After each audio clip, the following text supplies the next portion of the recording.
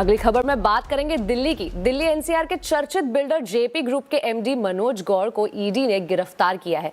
उन पर घर खरीदारों के पैसे के डाइवर्जन का आरोप है। क्या है ये पूरा मामला, डिटेल्स लेते हैं मेरे सहयोगी शंकर आनंद से। शंकर, बताइए क्या अपडेट है इस मामले में, क्या हुआ है मनोज गौड़ की गिरफ्तारी के साथ? देखिए, पिछले काफी समय से मनोज गौड़ जांच एजेंसी के रडार पर थे और आज जिस तरह से औपचारिक तौर पे उन्हें गिरफ्तार किया गया और गिरफ्तार करने के बाद आज दिल्ली स्थित स्थानीय कोर्ट में भी पेश किया गया और पेश करने के बाद रिमांड ली जा चुकी है। अब ईडी के कस्टडी में ही उनसे पूछताछ की जाएगी।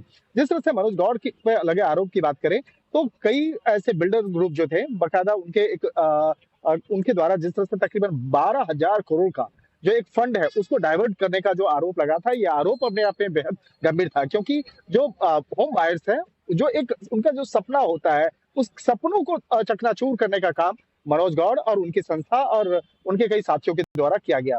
ऐसा आरोप जांच एजेंसी ईडी के द्वारा लगाया गया, क्योंकि जिस तरह से कहा गया कि लोग का एक सपना होता है कि दिल्ली एनसीआर में उनका अपना घर हो, लेकिन उनके पैसों को जिस तरह से इकट्ठा करना और उस पैसे को डाइवर्ट कर देना, ये अपने आप में बहुत बड़ा गुनाह है। और इन तमाम मामलों की गंभीरता को देखते हुए इसी साल 23 मई को जांच एजेंसी ईडी के द्वारा एक सर्च ऑपरेशन किया गया था। वो सर्च ऑपरेशन राजधानी दिल्ली एनसीआर के कई हिस्सों में और इसके साथ साथ मुंबई में भी सर्च ऑपरेशन की कार्रवाई की गई थी और उसी सर्च ऑपरेशन के दौरान में कई महत्वपूर्ण जानकारियां इकट्ठा की गई थी। और उस ऑपरेशन के दौरान में जब काफी डिजिटल एविडेंस जो है वो बकायदा इकट्ठा किया गया था और डिजिटल एविडेंस के साथ साथ इस मामले में जब इकट्ठा किया गया तो उसके बाद मनोज गौड़ और उसकी संस्था और उसकी कंपनी से जुड़ा हुआ इनपुट निकल के सामने आया था कि काफी बड़े स्तर पे फर्जीवाड़ा किया गया है, काफी बड़े स्तर पे मनी लॉन्ड्रिंग की गई है। तो उसके बाद इस मामले में कई लोगों से पूछताछ की गई और पूछताछ के बाद ये पाया गया कि मनोज गौड़ जो है वो पूछताछ की प्रक्रिया में सहयोग नहीं कर रहे हैं,